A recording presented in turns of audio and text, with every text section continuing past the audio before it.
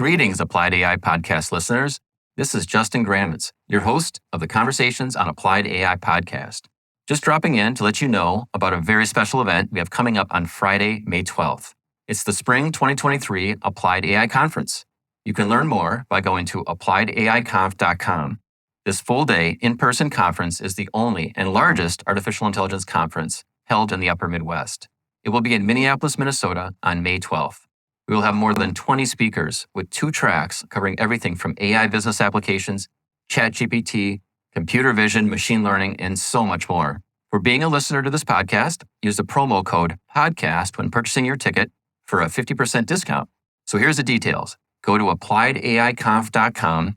That's AppliedAIConf.com to see the full schedule and register for the only and largest artificial intelligence conference in the Upper Midwest on May 12th. And don't forget to use a promo code of podcast when checking out to receive a 50% discount. We look forward to seeing you there, and thank you so much for listening. And now, on with this episode. So when you're developing DevOps solutions, there's a certain amount of consistency that you get because code will just keep running. It'll keep doing its job. Whereas machine learning models don't have that same luxury because the world changes around us. So when you take a machine learning model that you've trained on historical data and you expect it to do something, especially if that data has something to do with like how humans interact with one another. It turns out people are strange and unpredictable, and we change, and the patterns that we've created in the world change as time goes on. So typically, those machine learning models get worse. Welcome to the Conversations on Applied AI podcast, where Justin Grammens and the team at Emerging Technologies North talk with experts in the fields of artificial intelligence and deep learning. In each episode, we cut through the hype and dive into how these technologies are being applied to real-world problems today. We hope that you find this episode educational and applicable to your industry, and connect with us to learn more about our organization at AppliedAI.mn. Enjoy. Welcome, everyone, to the Conversations on Applied AI podcast. Today on the program, we have Seth Clark from Modzy. Seth is an MIT-trained engineer who just likes building things. He's the head of product and works with a team of brilliant designers, developers, and data scientists building the future of MLOps and AI at scale. When he's not in the office, he's probably soldering something in his Makerspace, checking in on one of his beehives, or fixated on a bad product experience that he wishes he could fix. So thank you, Seth, so much for being on the program today. My pleasure. Thanks for having me. Well, I'm always curious to kind of learn the origins of companies, especially startups, because I think you're a relatively new company, and sort of understand how you all came together. I think there's 4 co-founders, if my memory serves me right. So kind of maybe you could tell our listeners a little bit about, the origins of Modzy and how you all came together. Yeah, happy to do so. I'll start with my background, which is a bit non-traditional, and then kind of tell you how we all found ourselves together. So my background is actually in ocean engineering and naval architecture. I have a master's degree in yacht design, which I got in England, the University of Southampton, after going to MIT for my undergrad. I thought all this time I'd be designing luxury sailing yachts and high-performance sailboats for America's Cup. But when I got out of grad school with kind of a focus on computational fluid dynamics, naval architecture, the luxury goods industry took a big hit because I think I graduated 3 days after Lehman Brothers collapsed. It was an interesting time to try and get into that field. But what I found is that all the work I'd done doing computational fluid dynamics, basically tricking computers into doing hard math problems, turned into a whole new field, which became data science. So over the course of, the past 10, 15 years, I found a kind of a new interesting path for myself, taking a lot of those same skills and then transitioning into the development primarily of products for data scientists, data analysts, and then software developers working with data to build new products, solve problems, and better understand data. So through that journey, I ended up actually working as a consultant with a large consulting company, leading a team of developers and data scientists. That's actually where I met all my co-founders. Many of them have worked through a lot of other, small, medium, large size corporations. At the consultancy, we worked with government agencies, Fortune 500 companies, nonprofits, primarily doing machine learning, data science, and engineering projects. And through that work, met one another, kind of identified this common set of problems we kept running into around what I call the last mile problem, getting a model off of your laptop and into a production system. So we beat our head against that problem a number of times and decided, let's try and do something about it. So that was the genesis of Modzy. Awesome. So when was the company founded, I guess, officially? When did you leave this other consulting company and form this? Yeah, so our official founding is December 2021. So we've only been, out on our own for a little over a year. We had been building the product a little bit kind of in-house before then, but yeah, 2021 was our official launch out into the world. And I don't know if you mentioned it along the way, but you're talking about data, helping data scientists become better and stuff like that. That last mile problem. I mean, this whole idea of operationalizing things, the term DevOps has been around for quite some time, but it feels like MLOps is that piece for machine learning. And I think that's what your product sort of tries to help people solve. How do you guys do that? The parallel to DevOps is very apt. It's the exact same concept. What is unique about machine learning is that whereas software will basically, once you build it once, it will keep doing its job until something changes in the system that you've built. So when you're developing DevOps solutions, there's a certain amount of consistency that you get because code will just keep running. It'll keep doing its job. Whereas machine learning models don't have that same luxury because the world changes around us. So when you take a machine learning model that you've trained on historical data and you expect it to do something, especially if that data has something to do with like how humans interact with one another, it turns out people are strange and unpredictable and we change, and the patterns that we've created in the world change as time goes on. So typically, those machine learning models get worse. I've never seen a scenario where they get better over time. I'm sure it's possible. Typically, they get worse over time. So what makes MLOps a little bit distinct from DevOps and why it requires some additional solutions is that you're constantly racing against the clock, recognizing the fact that the models you've built yesterday aren't going to be good enough for tomorrow. So we've helped our customers solve that problem by creating tools to make it a lot easier to take the models that you've trained in this moment and then put them into a production environment, make it really simple to connect those machine learning models to other software. And then when you need to inherently or inevitably improve these models, reiterate on those models, you can do so really quickly. And those connections are still in place. So that's, in a nutshell at a high level, what we focus on and really why MLOps is kind of almost a subset of DevOps.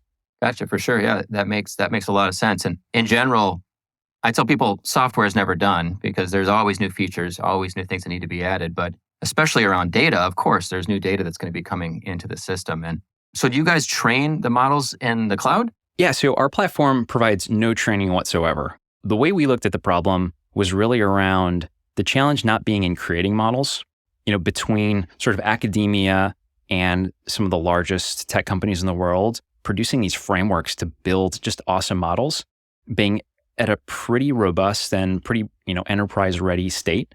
We didn't want to come in and try and disrupt the workflows that data scientists have already developed to create a model, to take data, to transform that data, to turn it into a representation of our universe that you can use to make a prediction. That whole ecosystem is actually in pretty good shape. So as far as creating new models, there's not as much to be done there. What we wanted to focus on instead is to say, okay, if you're a data scientist and you have a set of tools and a way you like to turn data into predictions, that's great. What we're going to do is take the output of what you've done, this model asset, in really technical terms, the weights files and the Python scripts you've written, and we're going to turn those into scalable services that can actually work in conjunction with a larger piece of software. So really the handoff from what a data scientist does well, which is modeling data, to what an IT architect and a software developer does well, which is build apps. We connect those two pieces, those two worlds together, ideally in a seamless way.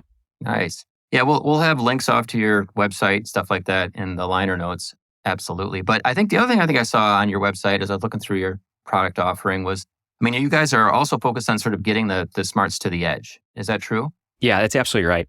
The term edge, it's an interesting term because it means a lot of things to a lot of people.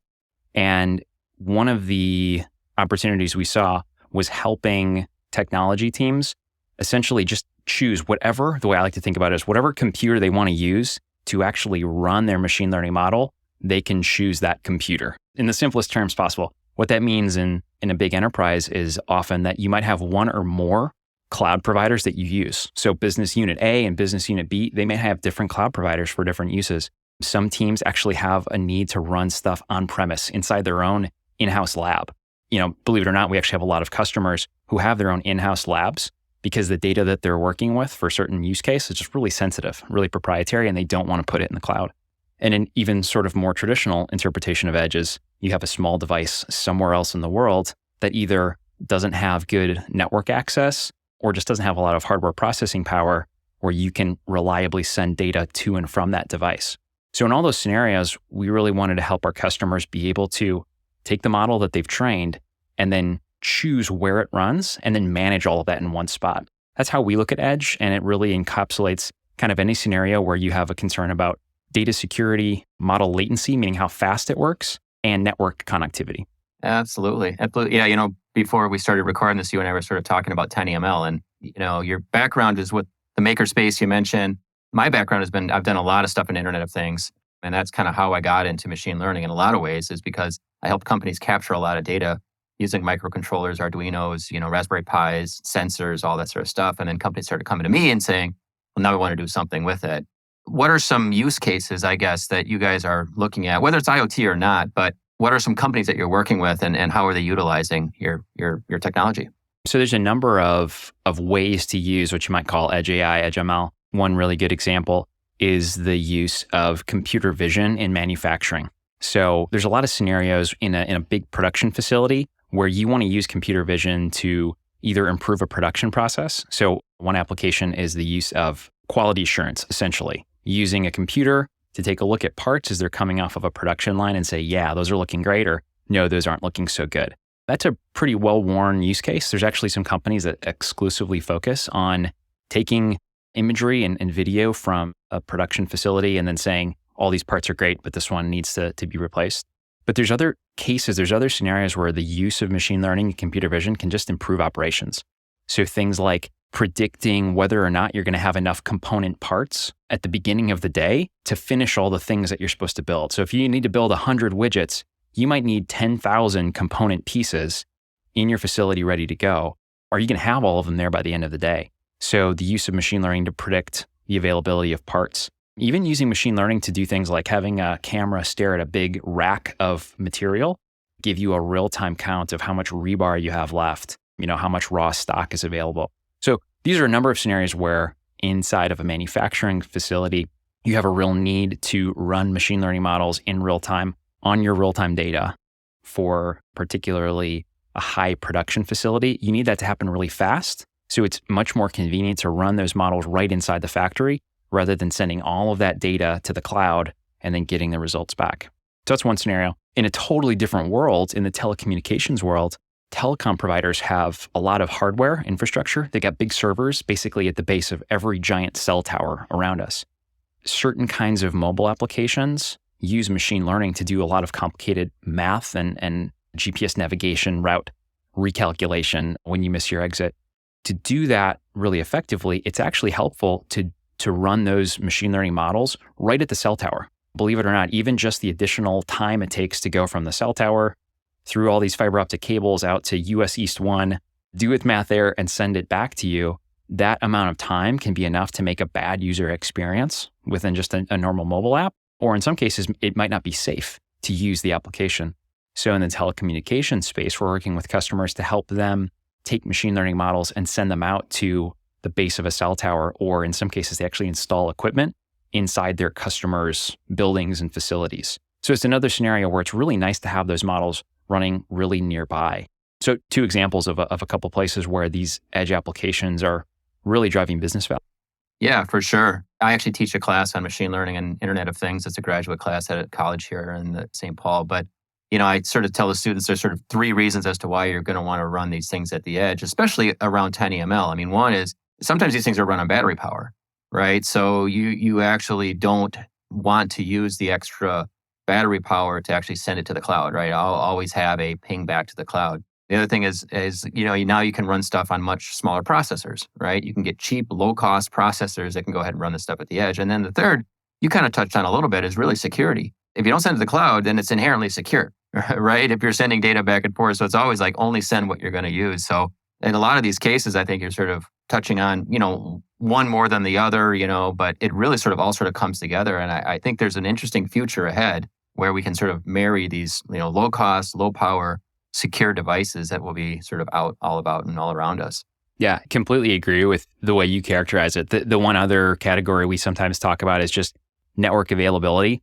When you live in a city, it seems like there's always internet forever, for always, and you can always count on it. But if you're in a remote oil field, if you have a drone that you're using for, building scanning, if you want to run a machine learning model on an autonomous underwater drone, there's literally no way to actually talk to some of these devices. Certainly not Wi-Fi, probably not maybe even Bluetooth. And, systems like LoRaWAN, they're still developing.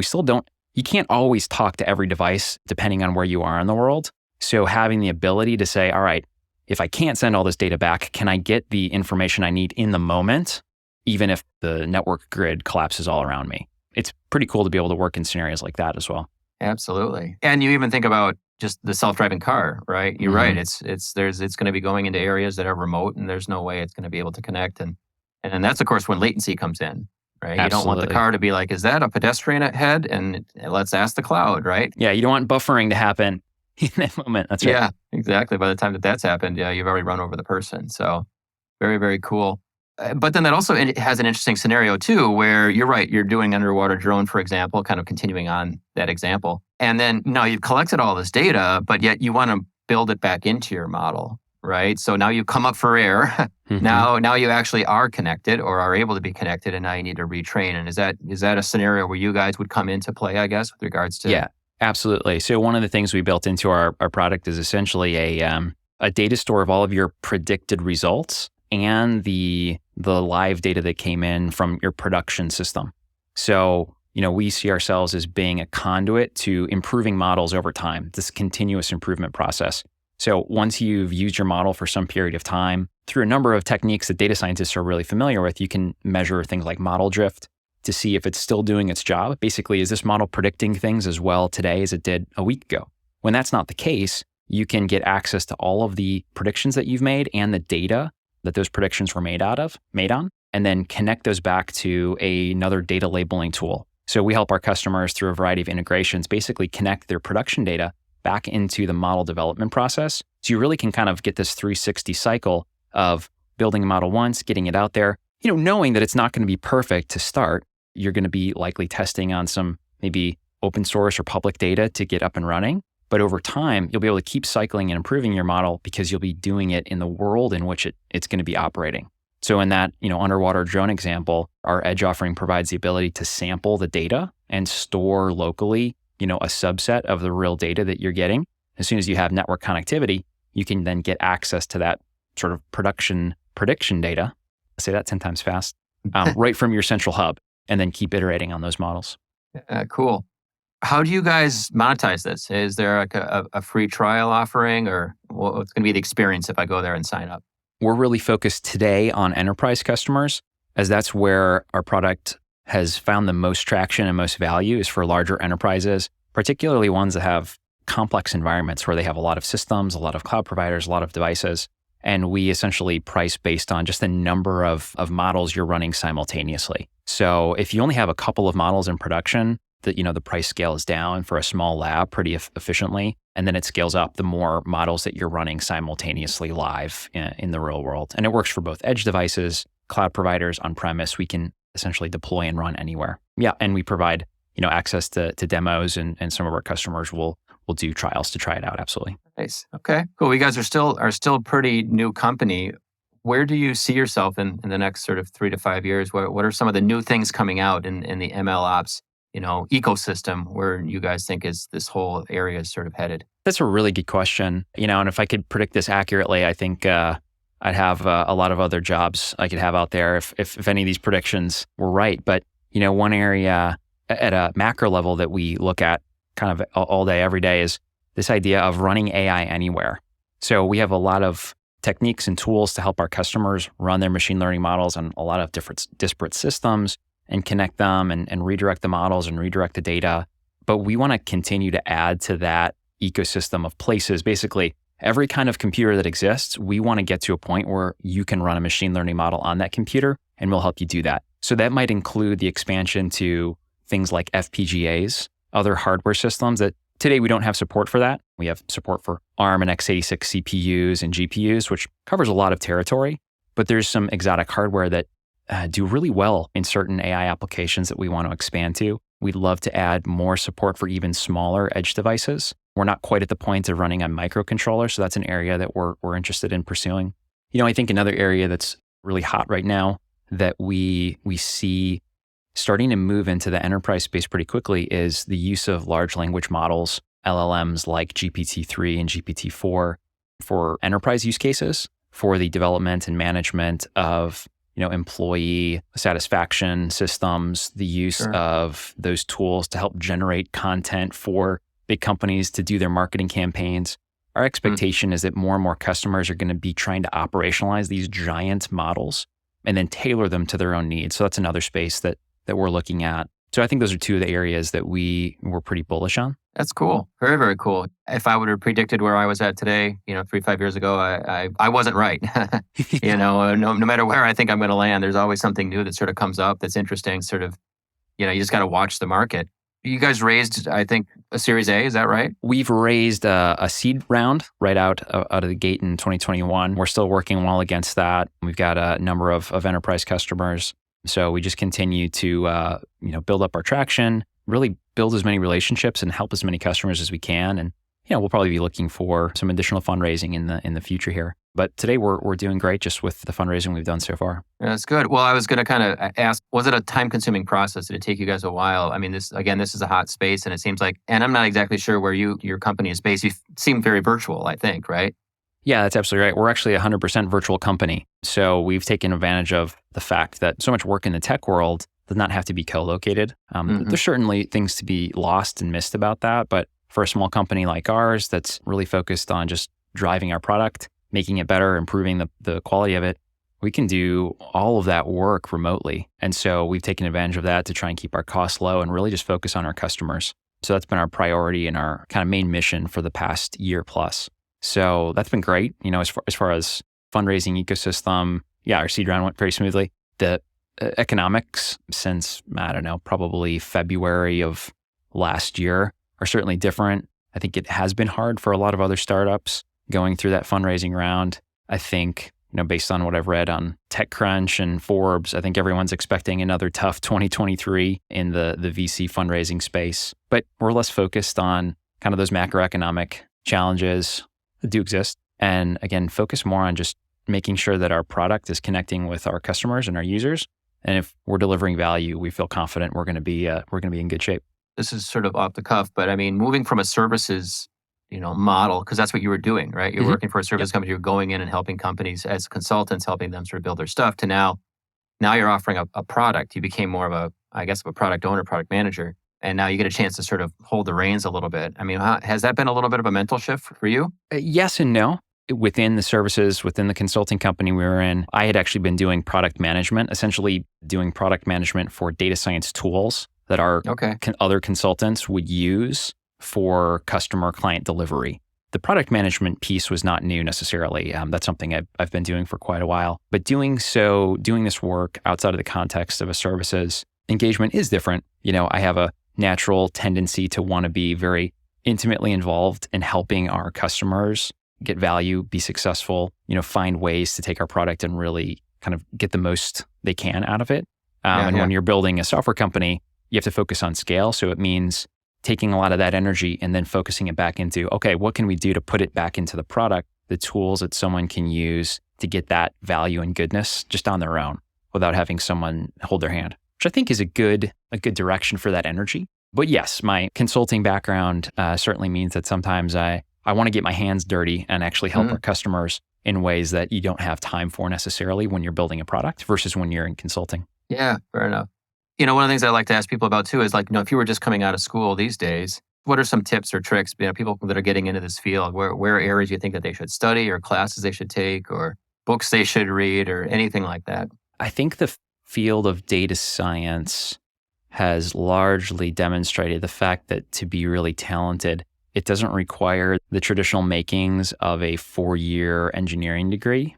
If you are willing to put the work in, there's a lot of tools out there to teach yourself the combination of Python and linear algebra you need to be successful based on the kind of shoulders of the giants that have built out a lot of this technology from Facebook and from Google. There's a lot of resources available if you're willing to take the time and really learn it.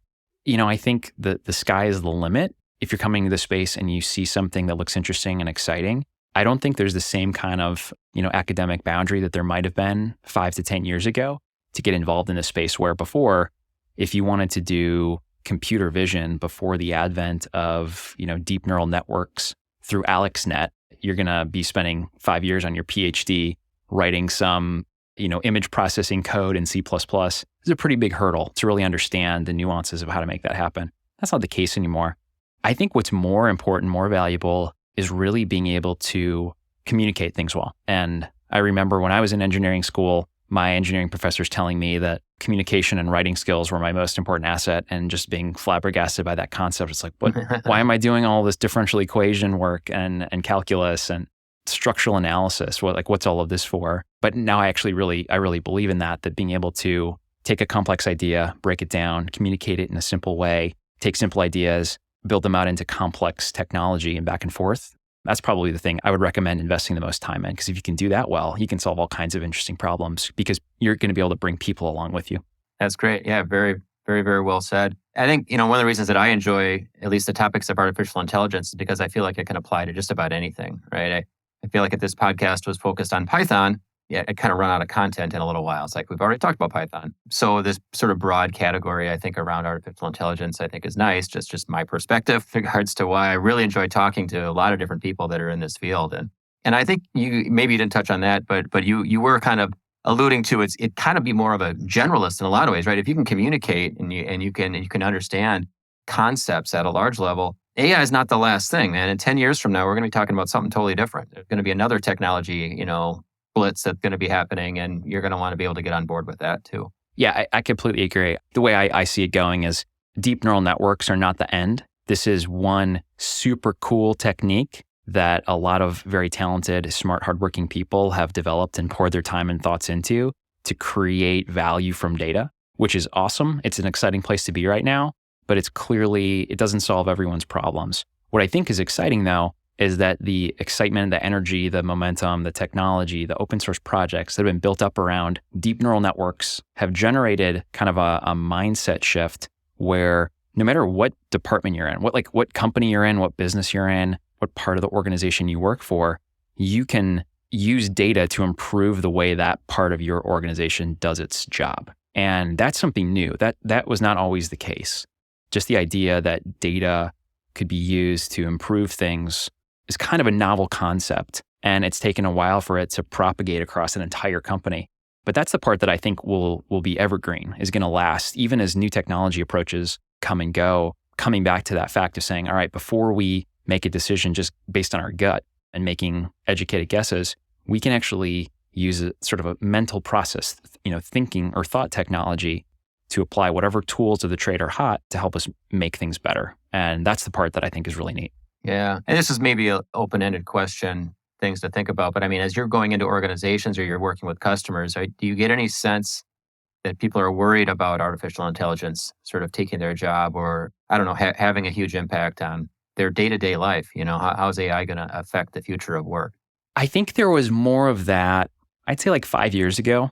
I found, and I heard more of that type of concern 5 years ago. I think over the past 5 years, there have been enough swings and misses at trying to replicate the complex stuff that humans do that a lot of those concerns have been waylaid by and large.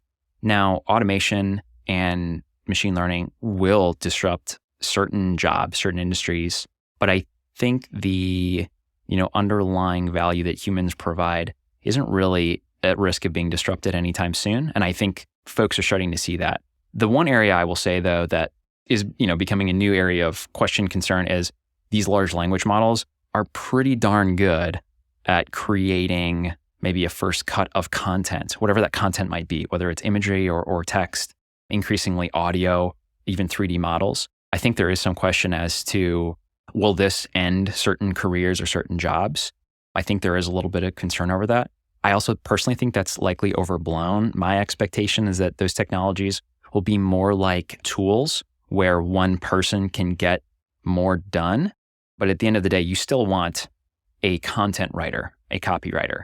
You still want to have a visual artist. You still want to have a 3D modeler doing work for you in a way where they're going to be able to craft and customize the things that you need.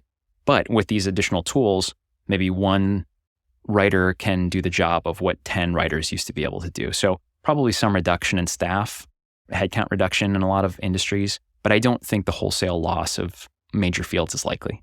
That's my personal guess. Yeah, no, I 100% agree. And I think even more the reason as to why then people need to understand this technology and use it to their advantage. Yeah. Right. Now you're going to have one worker being able to generate, what 10 workers used to do. You better start to learn about, like ChatGPT is sort of like the hot thing these days. Right. And, you're talking about music and art, it's just crazy the artwork that's being done. I've even had it write, simple programs in Python. You can basically say, write me a function to do this in Python, and it will literally write it out.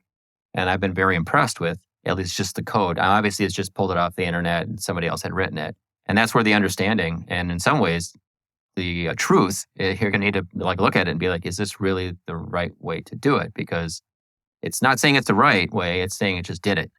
Yeah. Not saying it's the best, right? It's saying this is the statistically most likely answer according to the data I had available as of January 2021. Right. It's a statistical engine and it's really good at that job. But yeah, there's a part of it that's the interpretation, the understanding of, should I do this even if it does work? Is this going to ultimately solve a problem that is worth solving? Some of those are questions that, we're eons away from figuring out how to teach a computer to understand sort of real intent. So that's why I guess I'm not so worried about them completely sort of devolving the fabric of civilization. Yeah, I totally agree. And it kind of remains to be seen. I guess with any tool, it could be used to positive absolutely. or disadvantage. Well, how do people contact you? What's the URL of the website? Yeah, absolutely. So we're at modzy.com. We've got a number of resources that you can check out there. We also have a channel on YouTube where we do, I'd say every 2 or 3 weeks, we'll do tech talks where we talk about sort of different aspects of machine learning operations, reviews of different open source tools, techniques, and things you can do if you're trying to, again, use machine learning in a real application. So definitely check us out there. I post occasionally on LinkedIn as well. So would love to talk with anyone who's interested in the space. Really anyone who likes to take advantage of data to build interesting projects or tools. I have my own home lab Makerspace where I'm always tinkering at something. So would love to chat with other fellow tinkerers out there who build things for fun in their free time. Oh, man. Yeah, you and I got to talk after this podcast for sure. My basement is littered with hundreds of IoT projects that I've just sort of started. You can see I'm here in my home lab. I got kicked out of the formal office within about a month of the pandemic. So I've been working out of my basement with all of my soldering iron and bandsaw and electronics components back here behind me. Fun stuff. Yeah, that's one of the things that I've always been, fascinated around with, especially sensors. Like you can get a lot of data pretty quickly. Now, whether or not it's data you want, remains to be seen. But that's the beauty of sort of the physical world is getting all this information, all this data. Because a lot of times people are stuck with a problem set that they're not able to get the data for. Yeah, absolutely right. There's no shortage of being able to collect data now, which is awesome. And then that's when the art of data science becomes even more useful of being able to decipher what do you actually need. And often cases, it's, there's a lot of noise, and then you can focus on what signal do you need, and then use machine learning to help you distill that down into something you can do amazing things with. It's an exciting time to be alive and to, plug a sensor into a Raspberry Pi or an Arduino board, and all of a sudden you've got this kind of magical device that, would have been a dream 10 years ago. Yeah. And now we got the models to make it smart. That's right. We can start making these devices more and more intelligent. Well, great, Seth. Thank you again so much for being on the program. I wish you guys nothing but the best. You guys are in a very hot space. I'd be curious to see what we can talk about here in the coming years. But definitely MLOps is a fast-growing space because, like you said, people are just, you can generate a model on your laptop, but that doesn't do you any good. It really needs to get out into production. And sort of crossing that chasm, I think, there's a lot of companies that are looking to do that. So very, very happy for you guys. Glad you guys are been able to raise some money here, and we'll continue to keep in touch. Well, Justin, thanks so much. And thanks again for the invite. Love what you're doing with the podcast. You consistently bring just awesome topics that I think are worthy of conversation. Great speakers. I feel lucky to be among them. So thanks again for the time and the conversation. This has been fun. All right. Take care. You have a good day. Yeah, you too. Take care. You've listened to another episode of the Conversations on AppliedAI podcast. We hope you are eager to learn more about applying artificial intelligence and deep learning within your organization. You can visit us at AppliedAI.mn to keep up to date on our events and connect with our amazing community. Please don't hesitate to reach out to Justin at AppliedAI.mn if you are interested in participating in a future episode. Thank you for listening.